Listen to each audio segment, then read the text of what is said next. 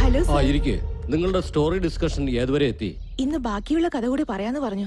Shoot cancel ആയതുകൊണ്ട് വീട്ടിലേക്ക് വന്നതാ.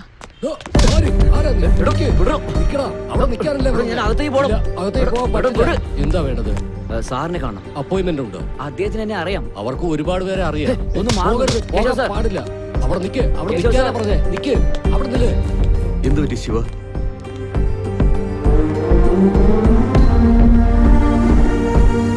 സത്യം, നിങ്ങളെന്നില്ല അമ്പലത്തിൽ കണ്ടതിന് ശേഷം എന്റെ അച്ഛന് പെട്ടെന്ന് ദേഷ്യം വന്നു.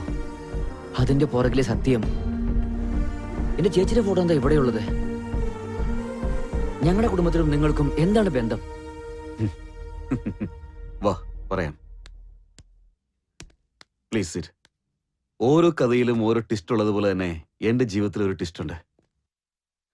അതിപ്പോ ഞാൻ തന്നെ നേരിട്ട് പറയേണ്ട അവസ്ഥ വന്നിരിക്കുക. ആ സംഭവം നിങ്ങൾ രണ്ടുപേരും അറിയണം. നിന്റെ ചേച്ചി എന്റെ ജീവനായിരുന്നു. ഞങ്ങൾ ജീവന് പോലും സ്നേഹിച്ചിരുന്നു.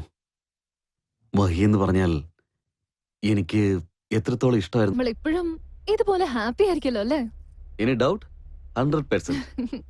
എങ്കിൽ പിന്നെ നമുക്ക് വേഗം കല്യാണം കഴിക്കാം. എന്തിനാ വൈകിക്കുന്നേ? ഇപ്പൊ തന്നെ ചെയ്തേക്കല്ലോ.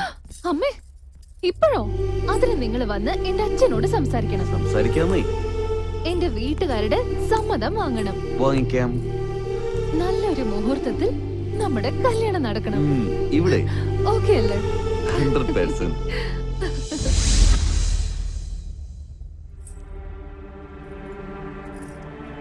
എന്തു പറ്റി കേശവ്? നീ ഇരിക്കെ. അന്യായം, ശരിക്കും ദ്രോഹമാണിത്. എന്റെ നാട് നന്നാക്കാനായിട്ട് ഗവൺമെന്റ് 150 കോടി രൂപ അനുവദിച്ചിട്ടുണ്ടെന്ന് ഈ പത്രത്തിൽ എഴുതിയിട്ടുണ്ട്. എന്റെ നാടിന്റെ അവസ്ഥ ഇപ്പോഴും മോശമാണ്. ഇപ്പോഴും കുടിക്കാൻ അല്പം ശുദ്ധജലം പോലും ലഭിക്കാത്തൊരു നാടാണ് അത്. അതുകൊണ്ടാണ് എന്റെ നാടിനെ ഞാൻ ദത്തെടുത്ത് സംരക്ഷിച്ചുകൊണ്ടിരിക്കുന്നത്. ഞാൻ കുട്ടിയായിരുന്ന സമയത്ത് എന്റെ നാട്ടുകാരൊക്കെ ജീവിക്കാൻ വേണ്ടിയിട്ട് ആ നാട് വിട്ടു പോകുന്നത് ഞാൻ എന്റെ കണ്ണുകൊണ്ട് കണ്ടതാണ്. ആ കാഴ്ച ഇന്നും എന്റെ മനസ്സിൽ നിന്നും മാഞ്ഞിട്ടില്ല.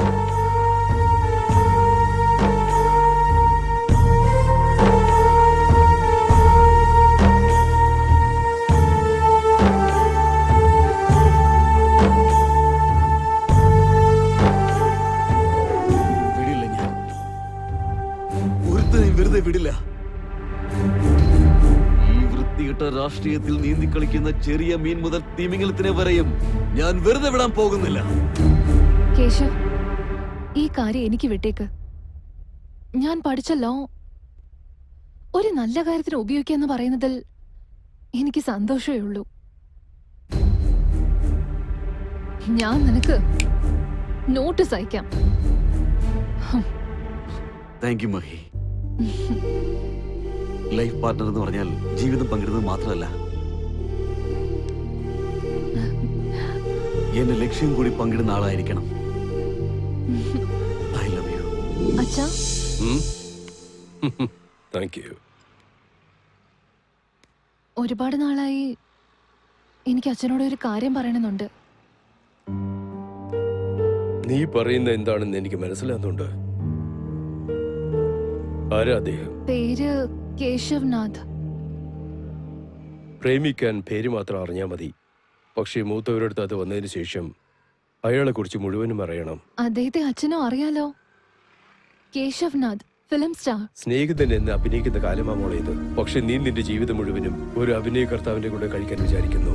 കേശവ് വളരെ നല്ല ആളാണ് അച്ഛാ. അച്ഛൻ കരുതുന്ന പോലെ അദ്ദേഹം മറ്റുള്ളവരെ പോലെയൊന്നുമല്ല.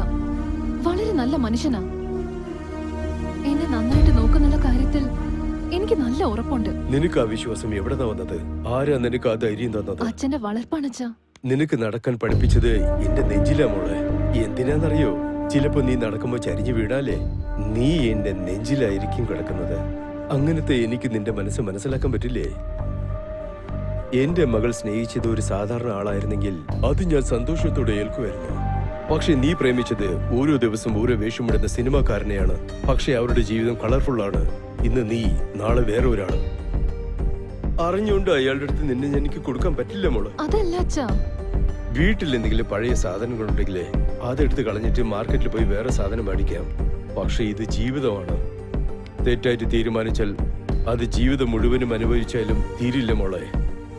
സ്നേഹിക്കുന്ന ഏത് അച്ഛനായാലും ഈ തീരുമാനം ഏൽക്കില്ല മോളെ. എന്നോട് ക്ഷമിക്കൂ.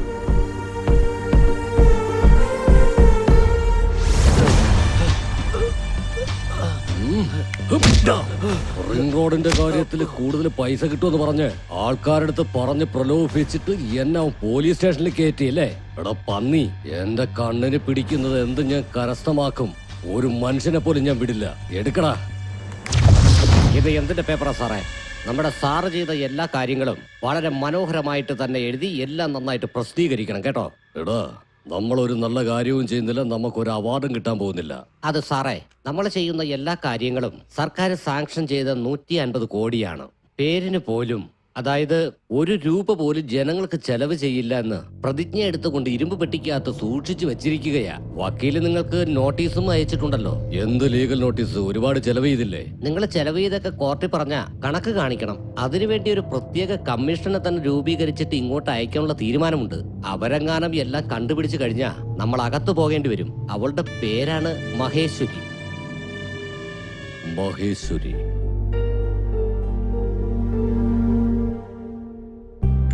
ചെറുക്കന് പെണ്ണിന്റെ അടുത്ത് എന്തെങ്കിലും സംസാരിക്കണമെങ്കിൽ സംസാരിക്കാം. എന്താണ് ചെറുക്കൻ പറഞ്ഞത്? ഇനിയും അവർക്ക് തമ്മിൽ സംസാരിക്കാൻ എന്താ ഉള്ളത്? നമ്മളുണ്ടല്ലോ, നമ്മൾ തന്നെ തീരുമാനം എടുത്താൽ മതിയാവും. പിന്നെ കുട്ടിയെക്കുറിച്ച് എല്ലാം ഞങ്ങൾക്ക് അറിയാലോ. നിങ്ങളുടെ മകളല്ലേ, അതിൽ പിന്നെ ഞങ്ങൾക്ക് സംശയിക്കേണ്ട ഒരു കാര്യവുമില്ല. അപ്പൊ പിന്നെ ആലോചിക്കണ്ട, നല്ലൊരു മുഹൂർത്തം നോക്കി നിശ്ചയം കഴിച്ചേക്കാം. നമസ്കാരം ഉണ്ടല്ലോ. ഞാൻ ജനങ്ങളുടെ പ്രതിനിധിയാ. നിങ്ങൾ ലോയറായി ചെന്നറിഞ്ഞു, അയാളെ തേടി വന്നതാ. ഞാൻ ലോയറാണ്. നിങ്ങൾക്ക് എന്താ വേണ്ടേ? നമസ്കാരമുണ്ട് മാഡം. ദൈവത്തിന്റെ അനുഗ്രഹം കൊണ്ട് എന്റെ ഖജനാവ് മുഴുവനും നിറഞ്ഞു. ഇതെല്ലാം എങ്ങനെ ചെലവ് ചെയ്യുമെന്ന് ആലോചിക്കുന്ന സമയത്താ നീ ചെയ്ത കാര്യം കൊണ്ട് കോടതിയിൽ നിന്ന് നോട്ടീസും വന്നു. ഇതെങ്ങാനും എന്റെ ജനങ്ങൾ അറിഞ്ഞു കഴിഞ്ഞാ എന്റെ മാനം പോവില്ലേ? നിങ്ങളെ പോലത്തെ ആളുകളുടെ തനി രൂപം ജനങ്ങൾക്ക് അറിയാൻ വേണ്ടിയാണ് നിങ്ങളെ കോടതി കയറ്റുന്നത്. നിങ്ങൾക്ക് സംസാരിക്കാൻ വല്ലതും ഉണ്ടെങ്കിലേ അത് കോർട്ടിൽ വെച്ചായാ മതി. Please get out. നോക്കൂ MLA സർ, വീട്ടിലൊരു ശുഭകാര്യം നടക്കുകയാണ്.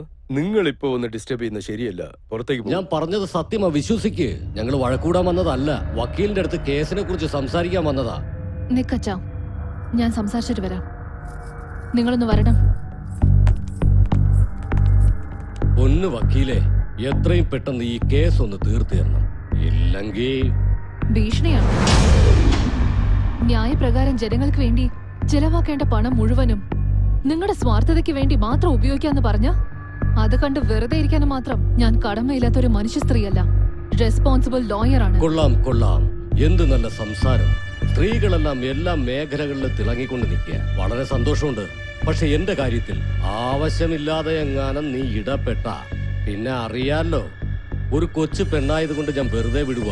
ചിലപ്പോ നീ എന്നെ മനസ്സിലാക്കിയാലോ. ഇല്ലെങ്കിൽ ഉണ്ടല്ലോ, എത്ര പേരെ കൊന്നിട്ടാണ് ഞാൻ ഈ നിലയിലേക്ക് എത്തിയെന്ന് നിനക്കറിയാമോ? അത് ഒരു നിമിഷം കൊണ്ട് തീർന്ന ഞാൻ വിടുവെന്ന് വിചാരിച്ചോ?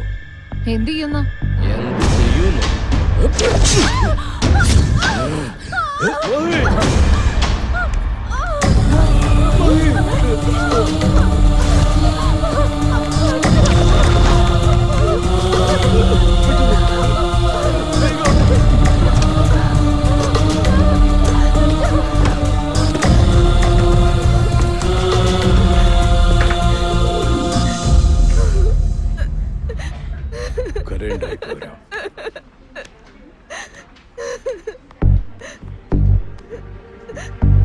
എന്നോട് പറയാത്ത കാര്യങ്ങൾ നിന്നോട് പറഞ്ഞിരിക്കാൻ മോളെ. അതെ അങ്കിൾ. എന്താ സംഭവിച്ചത്? അന്ന് എന്താണ് സംഭവിച്ചെന്നാൽ ഞാൻ അവന് നോട്ടീസ് അയച്ചിരിക്കും.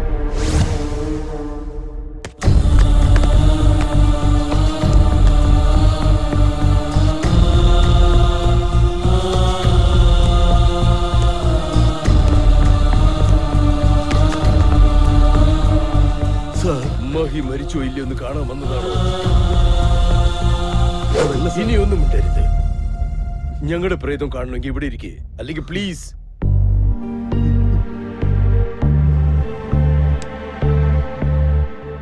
വേണ്ട സർ, ഞാൻ പൊയ്ക്കോളാം.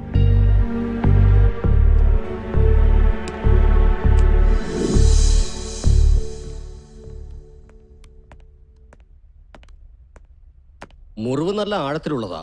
ആന്തരിക അവയവങ്ങളിലൊക്കെ ഡാമേജ് ഉണ്ട്, ഒരുപാട് ബ്ലഡും പോകുന്നുണ്ട്. മാക്സിമം ഞങ്ങൾ നോക്കാം. I am sorry.